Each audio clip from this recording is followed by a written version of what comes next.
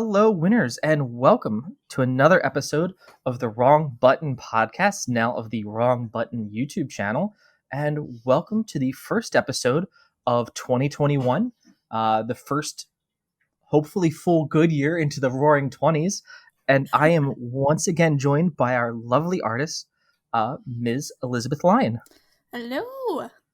How are you doing today, Liz? Good. My cat is trying to step on the computer. Oh, that's a constant. That is a constant. It's like, fight. no, you cannot step on the keyboard. Do you have a do you have do you have a light up keyboard? Yes, I do. Pickles lays on mine because it gets warm. Oh, there she goes. I have to turn the keyboard off, so that way if she lays on it, she doesn't hit buttons and delete stuff. I think she just wants to look out the window, but she has to go past my computer to get there. So I'm gonna step on it. So I'm gonna step on it because everything is ground. The floor is lava, everything is ground. God, that's like the greatest motif for life. So Liz, I wanted to do a fun podcast today, just because you and I are at a pretty different spot in our lives. We're both roughly 30 years old at the time of recording this, and I'm gonna put together a pretty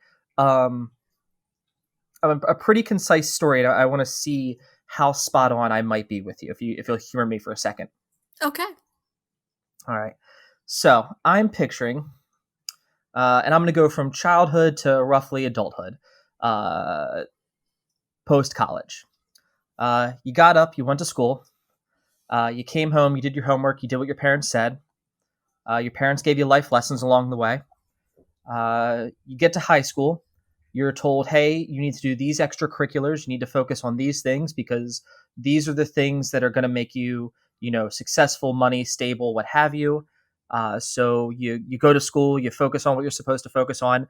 And then they're like, okay, well, you need to go to college or university and get a real job. So you go to college for about 4 years, study a field of STEM, come out of that. And then it's like, okay, now I'm going to work 40 hours a week, making between 36 to 45 a year for the rest of my life till I retire. How spot on am I with that depiction of how life is supposed to be? Oh my god, so spot on. Yes, that is it. That is the dream.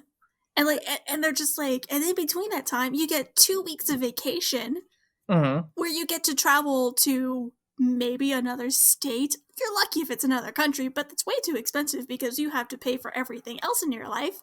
And then here's the other thing too, is that they fail to mention how soul-sucking the STEM job is, and how you also have to find time to, find a partner and get a house and clean the house and cook, and oh my god, they failed to tell you so much growing up because they themselves didn't really have to do the same amount of things that we do now. I don't know. It's very much a generational thing. But yeah, that's exactly it. What you just described my life story, and it's so sad. Well, because it's odd. I posted a thing on Twitter. This was probably about a month ago, and I even did it on Facebook, and it was like, okay, I did everything I was supposed to. Now what? This really isn't happy or fun. And it was just this thing. I took a promotion at work, and I was like, yep, let me do this. Let me do the smart career move. Let me do everything along those lines, and it was it's been beneficial. It's helped my wife and I out. We can afford to do more. We're beating down debt. I'm able to start now we can put finance behind the things that's really important to us. But I had a wonderful experience that I didn't realize how much of my life had actually been shaped by this experience. We went whitewater rafting this past summer with some friends from college, high school, and military friends. And we're on the bus, and we're all masked up, and we're on the bus to go whitewater rafting. And a guy on the bus sits there and he goes, I want to thank you guys all for being here. Because if you guys weren't here and you guys didn't enjoy doing this with us and come to this great place to do this, I'd have to go get a real job. And for me and my family, that doesn't work. And then I was raised on Jimmy Buffett, and Jimmy Buffett very much has a song called "We Are the People," where he says, "I was supposed to have been a Jesuit priest or a Naval Academy grad." Mm-hmm. And he says, "I couldn't fit the part, too dumb or too smart. Ain't it funny how it all works out?" Uh, and I wanted to talk to you about this because is it okay if I'm not going to like say company or anything, but I'm allowed to be like who you are. Like, Oh, yeah, yeah. okay, so outside of this, you went to college, did the STEM job, and you Uh-huh. are Elizabeth the geologist. The environmental scientist, more like, yeah, but I do have a degree in geology. Mm-hmm. I am also halfway state certified to becoming a state geologist. It's called an ASBOG exam. And yeah, I was well on my way to becoming a certified geologist, and like having like a nice little title at the end of my name. But when I got the first half of the test, and they're like, okay, now you have to be in a practicing field for 4 years in a project manager setting. Like, you can't just be any run of the mill geologist. You have to be a manager. Then with uh with like 3 notes of recommendation from other certified geologists, then you can take the other half of the test Mm-hmm. and pass it. The test is 4 hours long, each test. Like, it's insane. So it's kind of like trying to get married in the Catholic Church these days. There's way too many rules and nobody wants to do them. The rules are made up and the saying changed. Yes! Like, I'm God. Get it? Yeah. Oh my God. So gonna let you anyway, make the uh, Catholic jokes because I don't know enough about Catholicism's rules. That's a Mrs. Play topic for another day.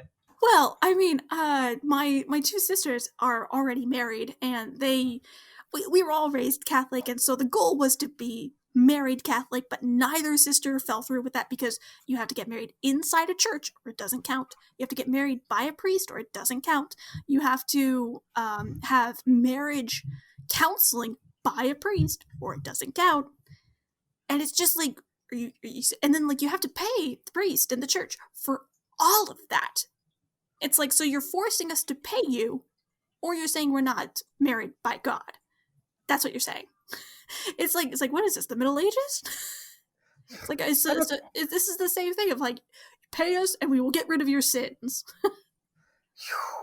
I'd be broke. Um, but I wanted to grab you on here because you and I both have that. My first run through school was I came back from the military and all my friends were studying computer science, so I studied Yep. computer science, networking, cybersecurity, and I Mhm. hated it because the 15th call that day of someone being like, "Hey, my computer's not working. Did you anybody's troubleshooting?" No. Okay, get the fuck off my line. Stop tying up the help desk. Let me actually help someone who needs help, or Who's go do actually, yeah. something anything more interesting. Like someone who's actually tried to solve through the problem rather than just Mm-hmm. coming to me as soon as there is a problem. Yeah, or it's like, did you restart your computer last night? Okay, shut up, restart your computer. And then I was very fortunate where later on Mrs. Play was like, saw how unhappy I was and was like, go back to school, go back to college, study something you like, and then I don't care what you do with it, but just go back to college. That way you can get a better job. Blah blah blah blah blah. So Mm-hmm.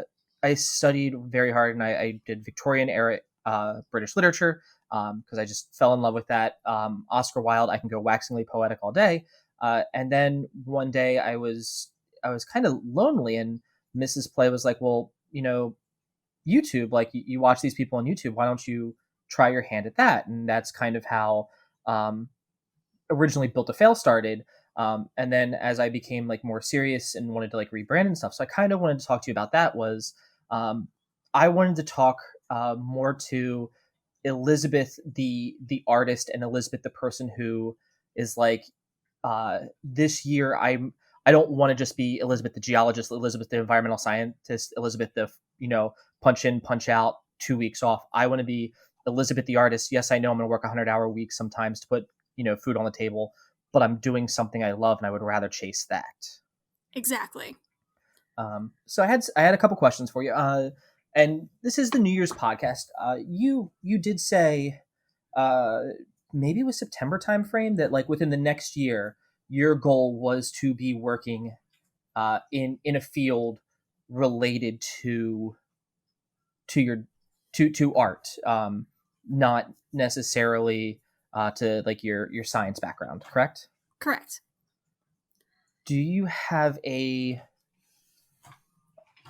Well, I guess the first question would be, uh, how hard is your year? Like, are you one of the? Are you a New Year's resolutioner at all? I used to be. I used to be. But for the past like 3 years, I have not. It's been more like if I have an idea of something, a goal that I want to achieve, I just start the goal right away.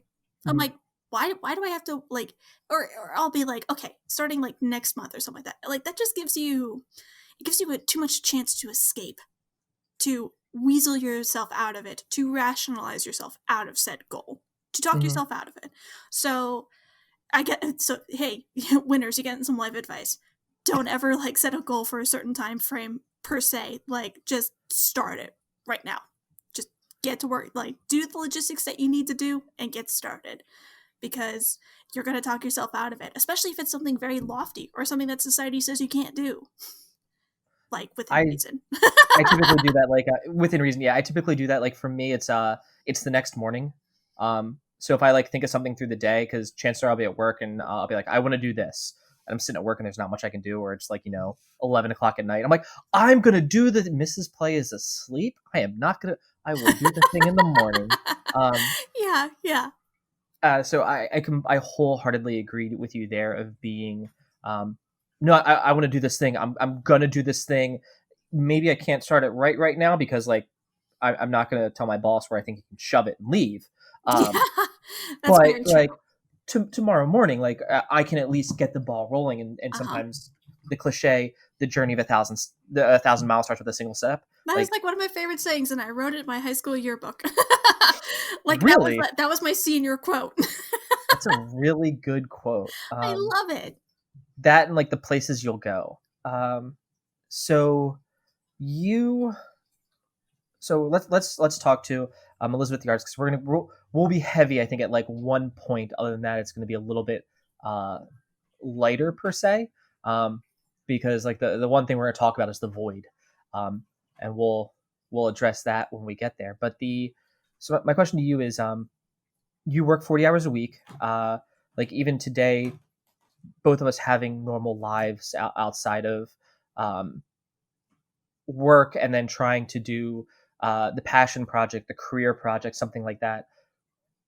What do you do to make yourself necessarily do art? Because I realize like I know you love it and it's like yes, but I also realize that there are probably days where you're like no, I this is a job so I treat it like work, and some days you're just like you know what I don't want to today or not today, but I know I need to.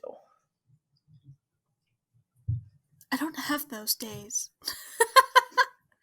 That may Mhm. sound really odd, but to me, it's very difficult to explain in a kind of concrete setting of, so when I'm doing my art, it is my passion. It is my free time. It is what I want to do.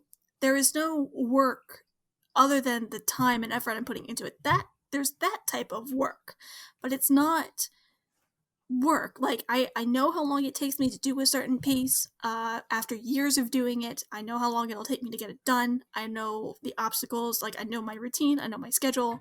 So I factor all that stuff in.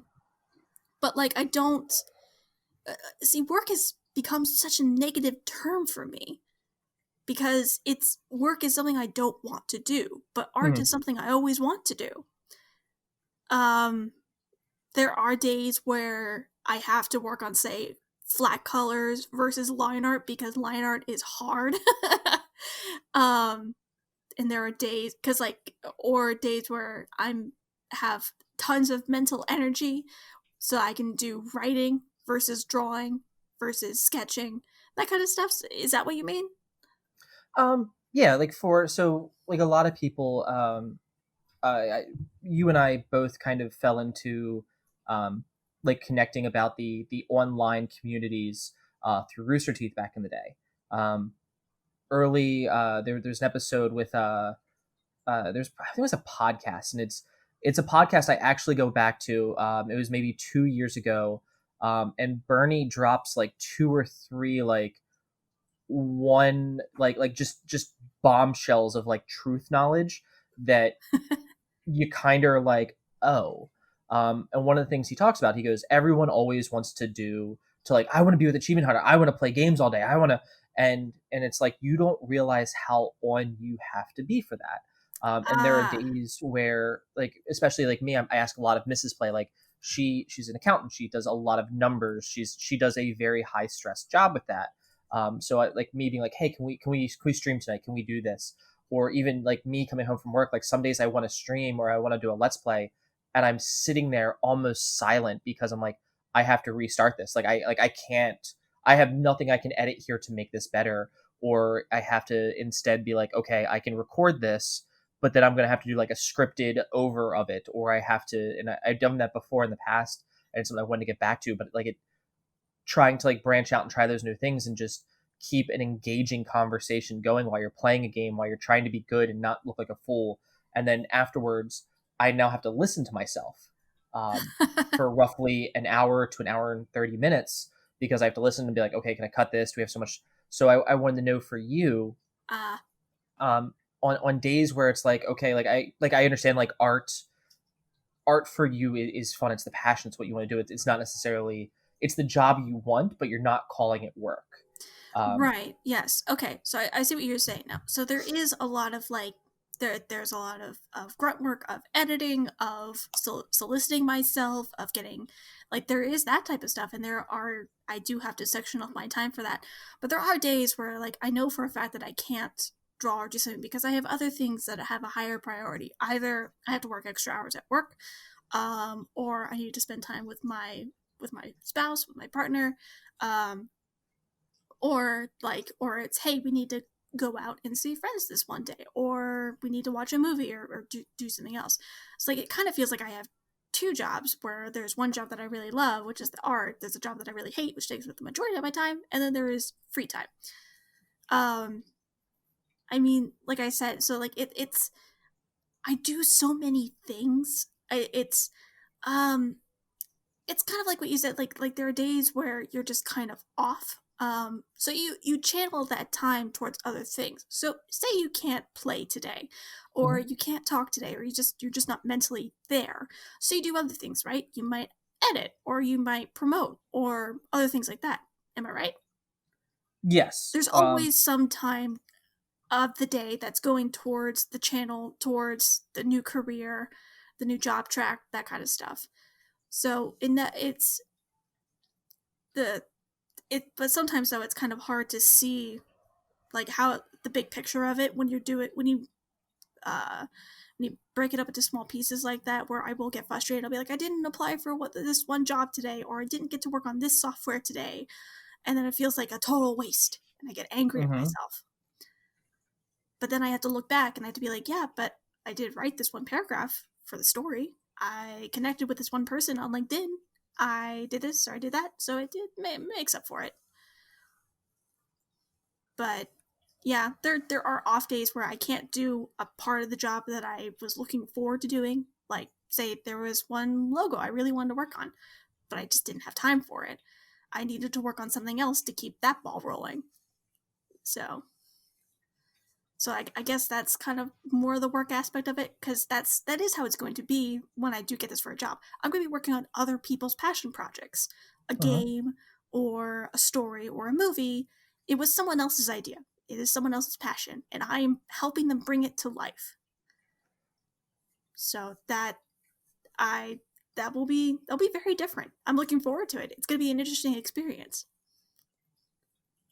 And that's one of those things actually. So same podcast, Bernie Burns. I'm gonna totally plagiarize this one, um, uh, just because I think while the pandemic in a lot of in almost every way is horrifying, um, there was something that he said during this podcast where he talks about like everyone back in the day, like if you wanted to do art, if you wanted to do acting, if you wanted to do anything like that, you had to go to California, you had to go to like Atlanta, to Austin, you had to go to this cultural hub Yes. of let me pick up, move.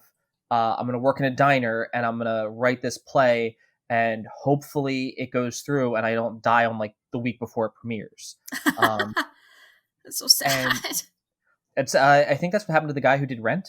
Um, Oh like my god. he wrote Rent, and he never got to see it hit Broadway. And like died like a week or two before it premiered, and it's like one of the highest grossing Broadway musicals of all time. Um, Jesus. yeah, so it's fantastic, but and he talks about that, and he goes, but nowadays, like, I started the YouTube channel in my apartment with my wife, with two friends. I continued it with my wife, my best friend, and we come to my living room, or we go to his house, or right now we're sitting in our living room and you're in your living room, in order to do this. And it's no longer you need to go here. You can go out and buy a decent camera. You can get some good editing software, and put it on a computer. Like, you don't need top of the line everything. You don't have to go somewhere. How has that been for you, in what your pursuits are? Because one, I know like graphical design takes a hit on the computer. I know that being able to like actually draw, like you need a little bit more, because it used to be like you did your fan art. Uh-huh. Because I started with Inuyasha, so I drew Inuyasha or Sesshomaru or Koga. I could never make Kagome look right, so I am that's why I'm not demanding to going. see these. I am demanding to see these. Um, I could probably find them on Facebook somewhere. Oh my Um, god, that's amazing. but you took a picture of it, Mm-hmm.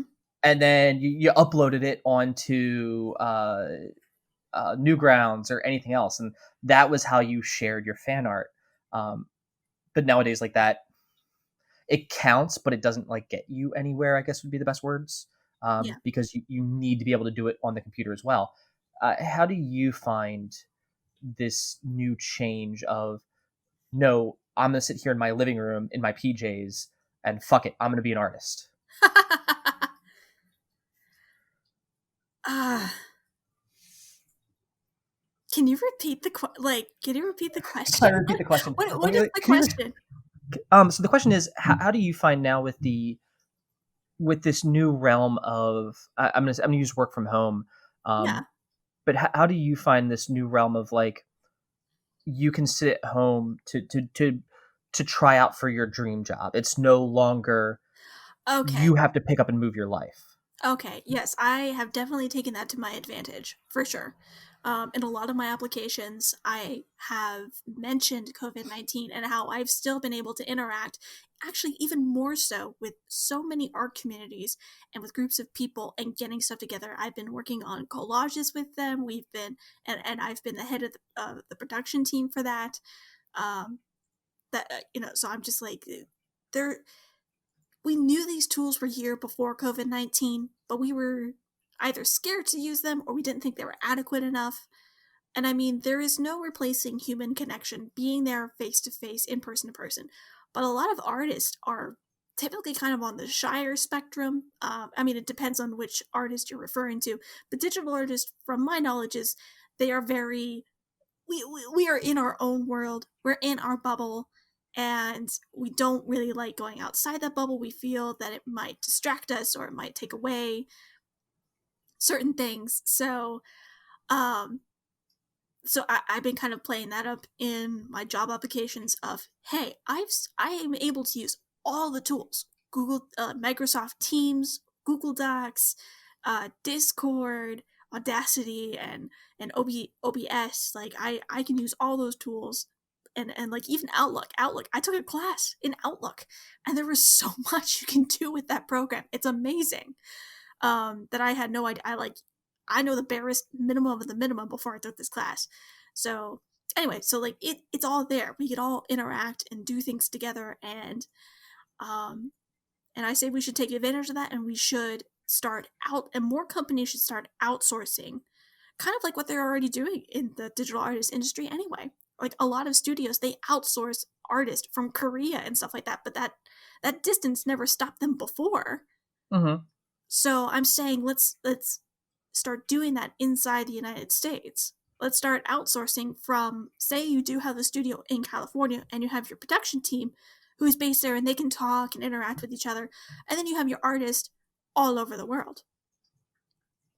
Like that's what I've been kind of projecting into my applications is let's take advantage of that and let's not limit ourselves. Let's not cut off our hands. Yeah, that's I think one of those, like my company as well as I do tech support for phones, and like we have a few people that can't work from home because of internet or what have you. So there's I'm not even going to say it's a skeleton crew at the office because it's like three of us on any given day that are like in the office to work, um, and it's one of those things where like work from home. Uh, I think is one of those things that, as you said, like in the future, I do think we are going to lose a lot of the, well, no, you have to go here, you have to go to an office, Yeah. and we're going to start to see certain levels of outsourcing. I think the first thing, especially after this entire fiasco with Sega getting hacked for their VPN not being as good.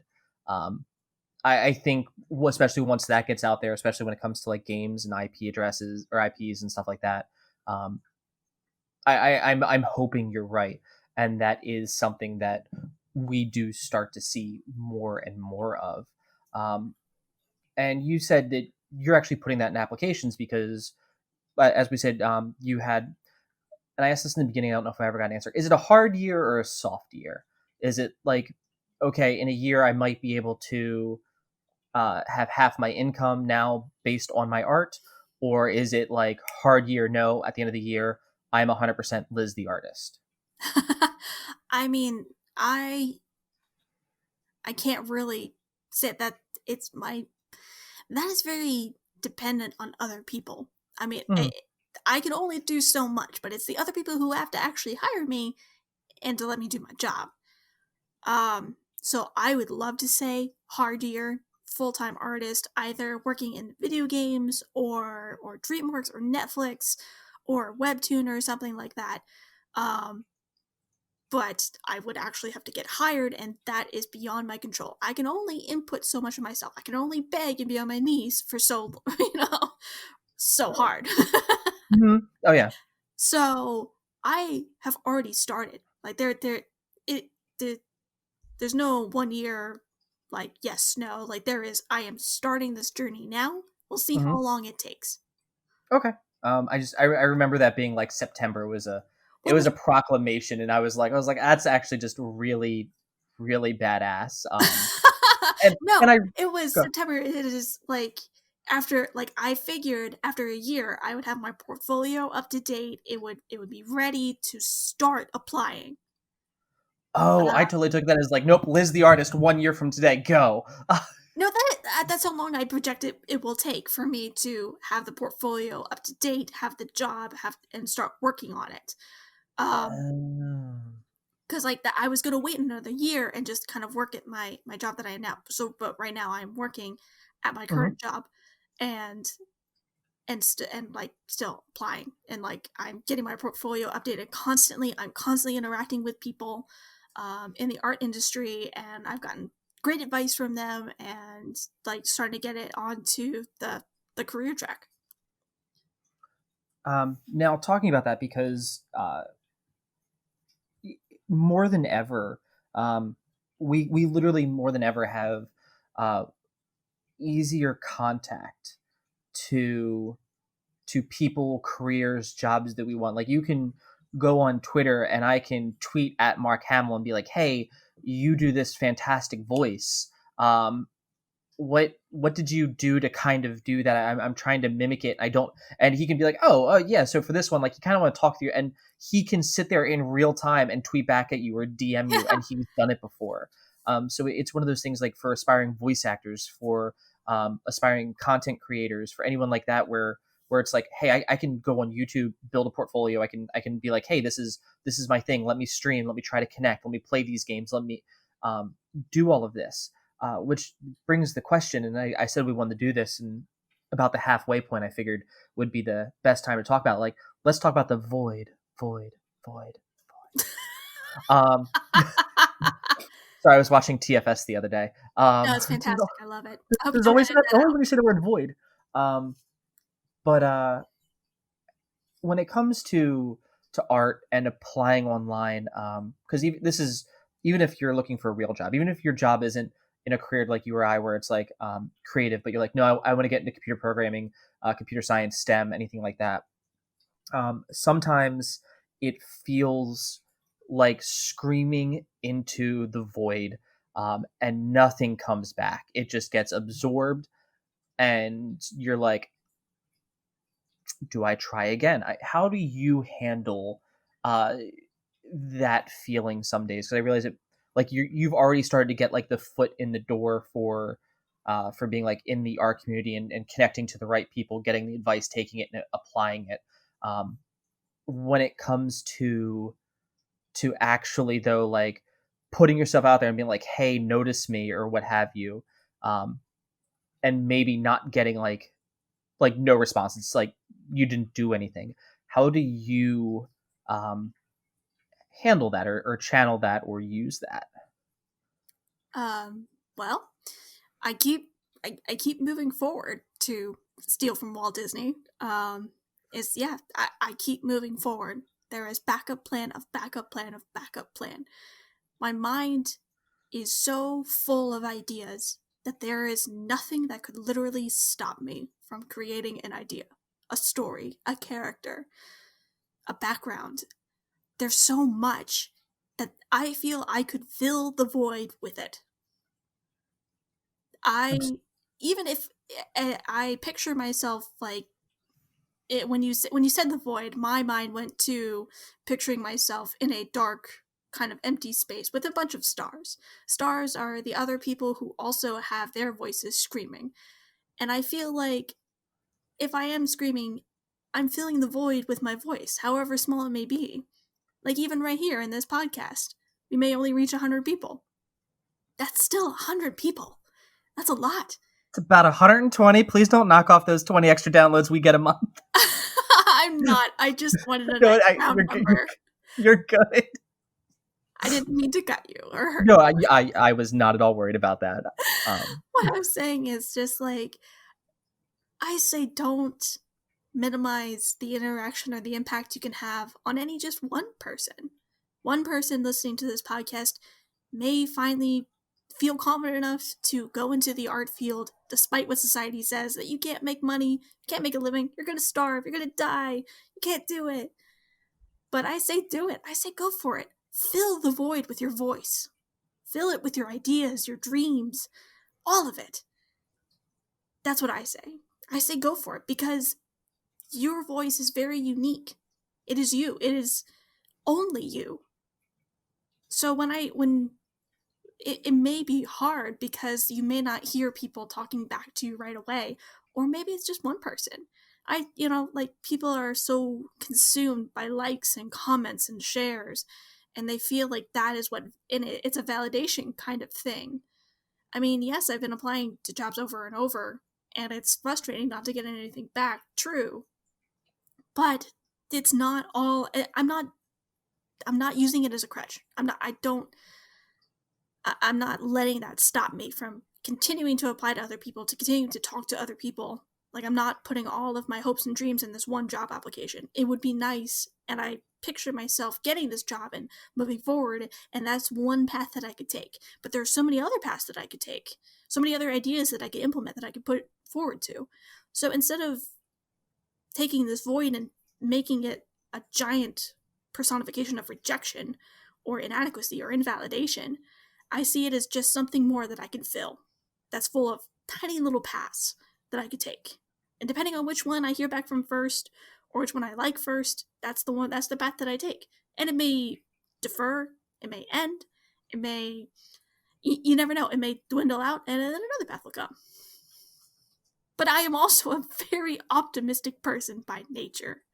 So it may be hard for other people to have this kind of mental thought process of it. But I say, scream into the void. That's what I say. Keep screaming. Fill it up. Yeah, I was just gonna let that hang there. Hold on. Like that is, Liz. That is absolutely stunning. Oh, Like thank you. probably one of the that is the most beautiful way and articulated way I think I will ever. I'm going to plagiarize you. That I will ever that I will ever hear of something like that, because it is like the with I know that you're aware of this, like our community, YouTube community, Twitch, like everyone tries to get in, and you're just screaming with all these thousands of other people screaming in this void.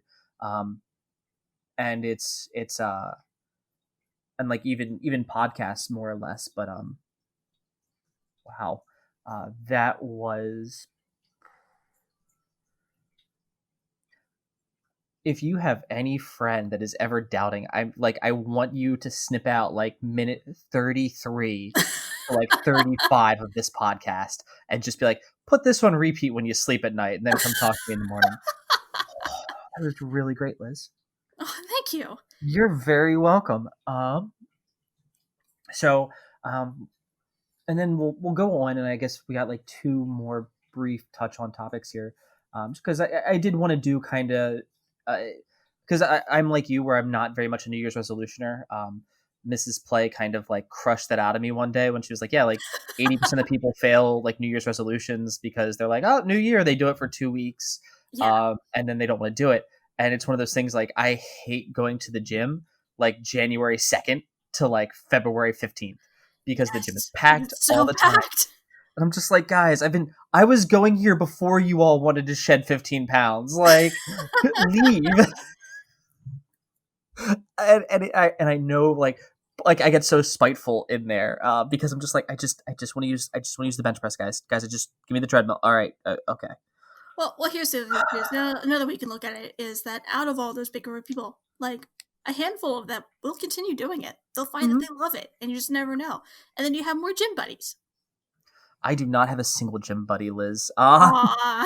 I people go to the gym with me once, and then they're like, "You don't like talk or anything. You just go to the gym and work out and put in your headphones." I'm like, "Yes, I do." Um, my gym buddies are like, "Hey, can you spot me?" "Yeah, I got you." "Do you need me to spot you?" "I'm not doing that today." "Okay, that's all we're doing." But that is no. So I guess my next one would be, I know a lot of people, like myself included, when it comes to, like, I would really like there are days where I'm like, you know what, it'd be fun to do like a competitive YouTube channel where it's like all I did was like, in the beginning I dabbled with it, like Thursdays was I did like squad up or something like that on Thursdays. Or no, Built Tactical came out on Thursdays, where I would do Rainbow Six with my squad, and it would take me. I'd play a game for like 4 to 5 hours to get like 8 to 12 minutes worth of decent footage. Um, and I just found, like, while it could be cool and it's fun for a stream if you're pretty good at a game, I wasn't as good at that. But I felt myself getting better and more confident when it comes to, let me stream this game, let me play this game with Mrs. Play, where we're talking about how the game makes us feel, or how cool this mechanic is, or something like that. Mhm. Um, with art, like I realize, I know you, uh, your personal, not limiters, not the word I want to use, but one of the, like the parts that you found hardest was like you were very hard on like doing eyes, because Oh, yeah. I remember in the beginning, like you were like, fuck eyes, um because I was like, hey, I can you do I can do one so well, and then the other one sucks no matter what I do. So it's just every character wears an eye revenge patch? over this. um and and I am, you've probably watched like thousands of hours of videos of like different tips, tricks, things like that to do with that. um Yeah. when going through that, how have you found anything where you've necessarily been like, you know what, I'd really like to dabble in doing this more, and the more you did it, you were just like, you know what, it doesn't feel like it fits, it doesn't feel like it's for me, and you've kind of like walked away? Like maybe you'll do something with it occasionally here and there, but you kind of like shifted, to something different, or like went a little bit more focused somewhere else. I'm yeah, it would have to be there's so many things that I've dabbled in trying to find my thing. And so I have a lot of experience in things, but it would have to probably be like uh monster designs. Mm-hmm. I've tried and I can't do it. Like I it's not my talent. It's not I love playing video games and looking at the monsters and stuff like that. And like I guess another thing too is I tried recently was doing 3D modeling of characters. It would pretty much be like taking a digital artist who only does 2D, handing them a lump of clay and being, okay, now you have to be a sculptor. Now you have to learn how to make a human head from scratch, from a tiny little gray ball, using only a few keys on your on your computer. It's just like, eh. Like I would prefer to do backgrounds, um, creating amazing mountains and forest and places that other people who are really good at the 3D character modeling and monster design to put this stuff in there. It's like, here is your toy box for you. Put your toys Mhm. in here. Like that, yeah.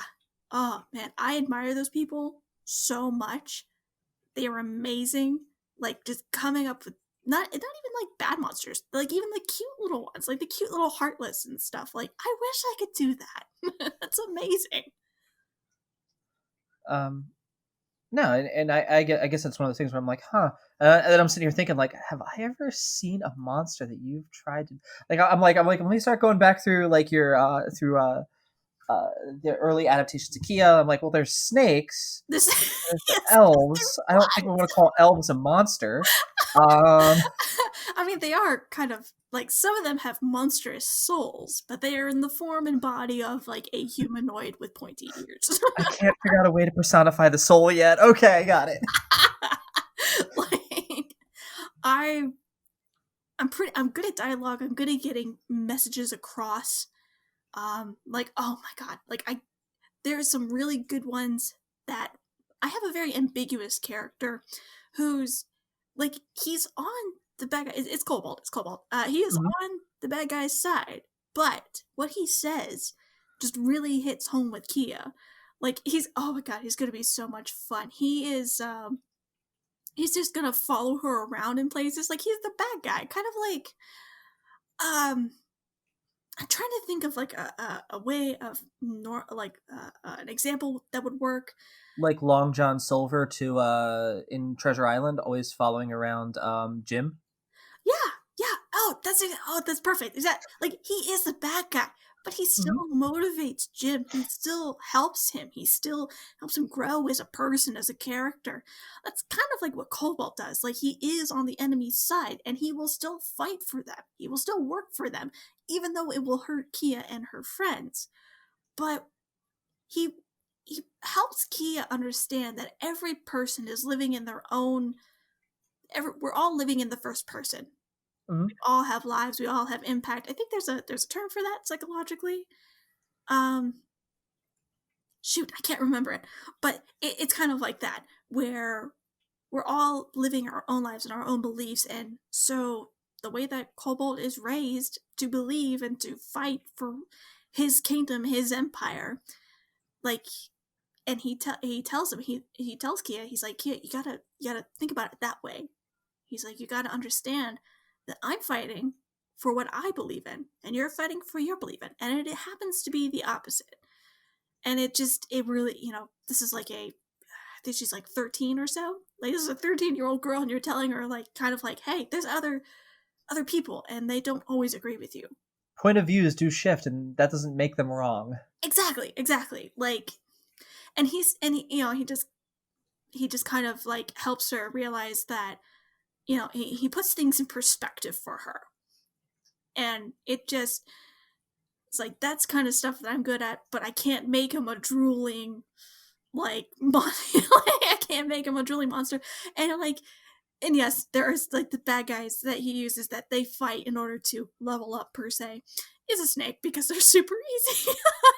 They're a squiggle. Nope. And I get I want him to be really cool, like wolves or ravens or something, but I can't do it. I would go crazy.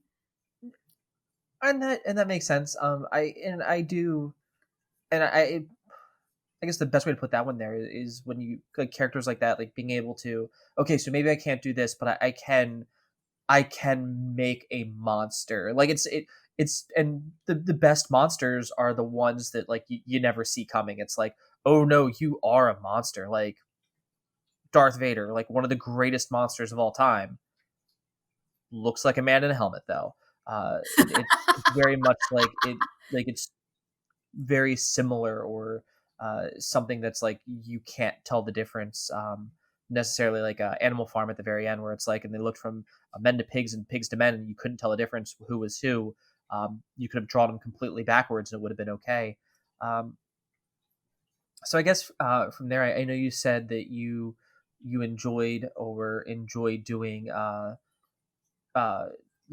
design. I was going to say level design, but that's not the word. But landscape background, you said.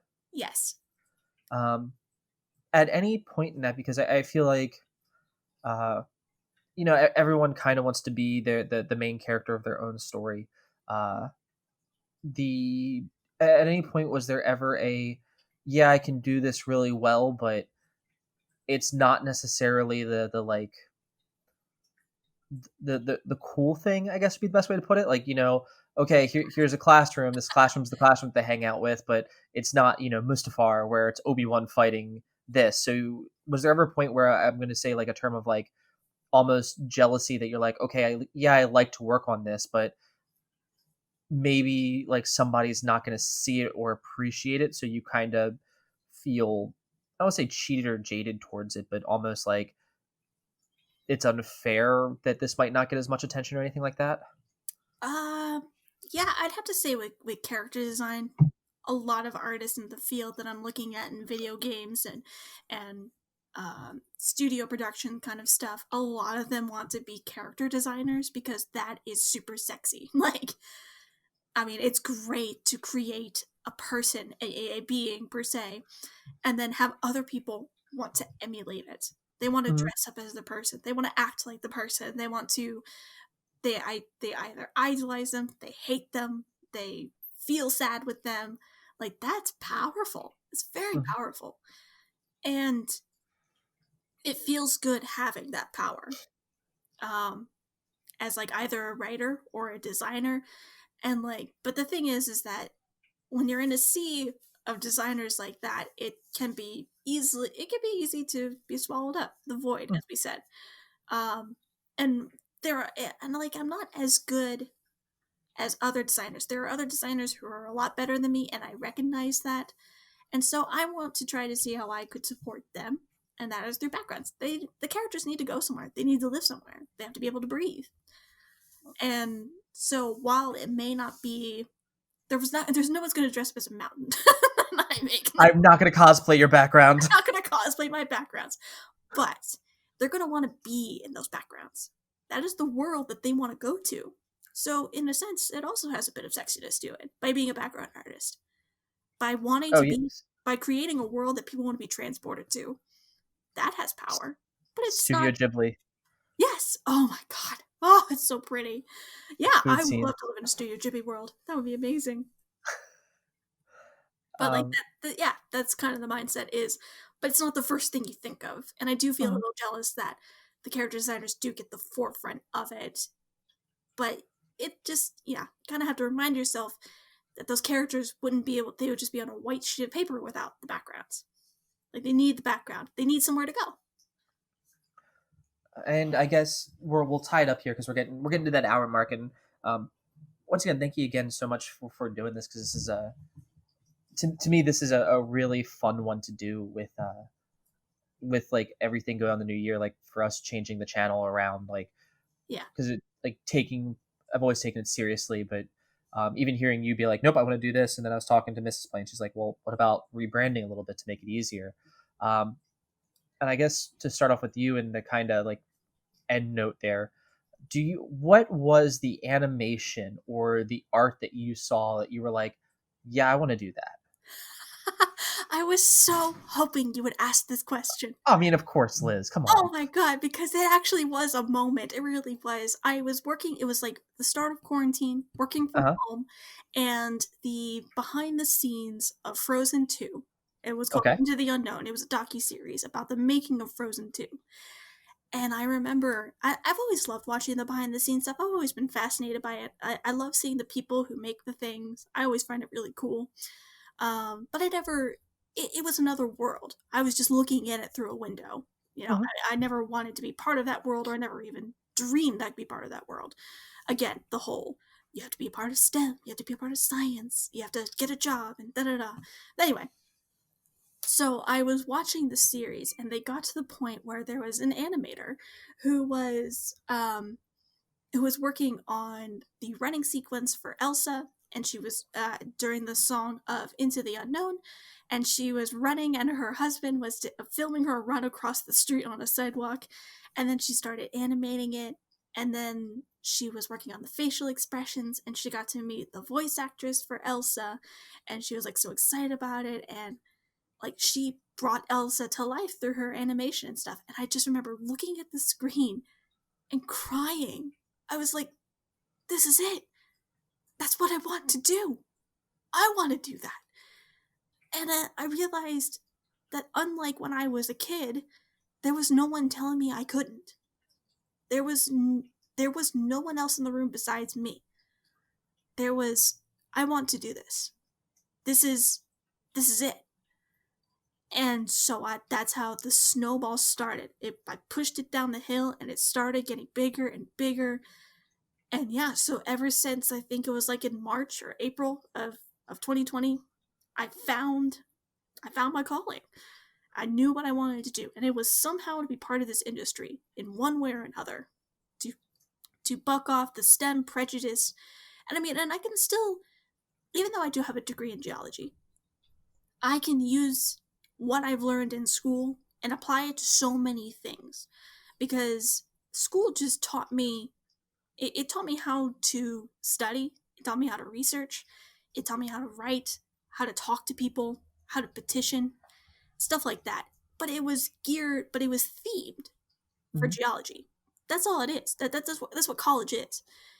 You pick a theme that you like, and then it teaches you all the aspects of that theme. But that doesn't mean that that theme can't be applied elsewhere. Like, for instance, the backgrounds, the mountains and stuff like that. I know exactly what created those mountains and where those mountains should go naturally, so it makes it more realistic. So if any of you winners are in a college or in a job that you don't necessarily like, take everything that you've learned from that job, whether good or bad, and apply it towards whatever else you want to do for your dream, for your calling. Like, that's my advice. And I'd say the same to you, Chris. Like, it's kind of like hiring military veterans. Like, Mhm. does that mean they only know military? Like, does that mean they can Yes. only do military things? No, of course Yes. not.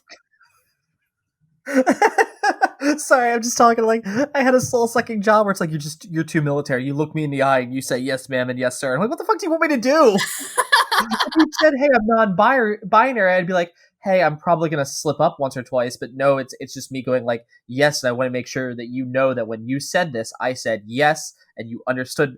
But I'm like, oh my god, and that's all I could go to was like, yep, no, yep. Sorry. But yeah, but this say that just like hire vets, and people are just like, yeah, but the vet has never worked in the art industry before. Does that make them? Does that mean they can't work in the art industry? Of course not. Yeah, when you go look at some Warhammer things online where people painted the figurines, you tell me that vet can't do art. I Yeah, can't paint that detailed.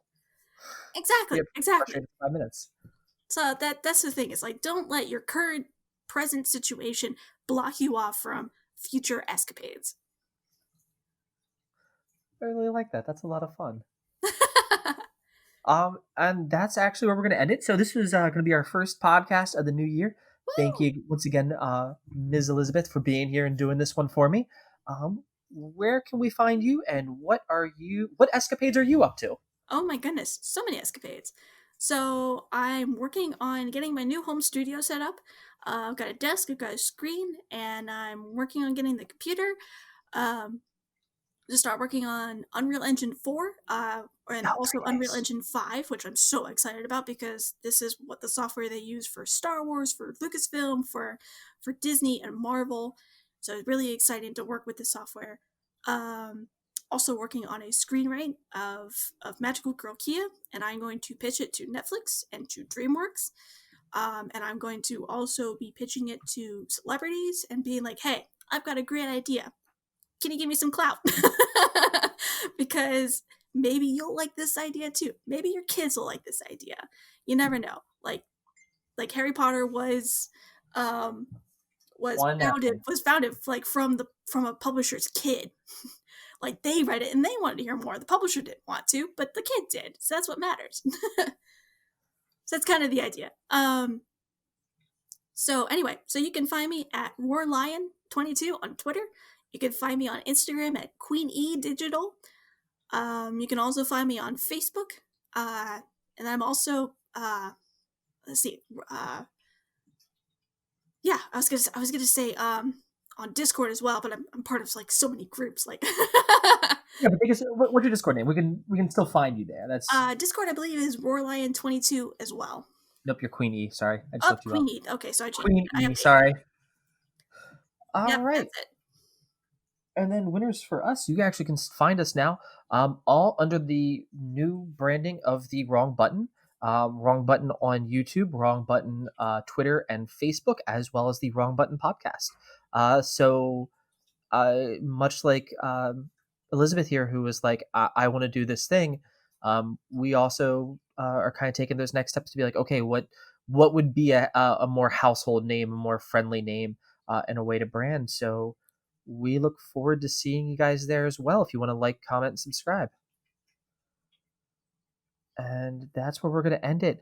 Remember that you guys are all winners out there. Keep it weird and have a good rest of the day, everybody.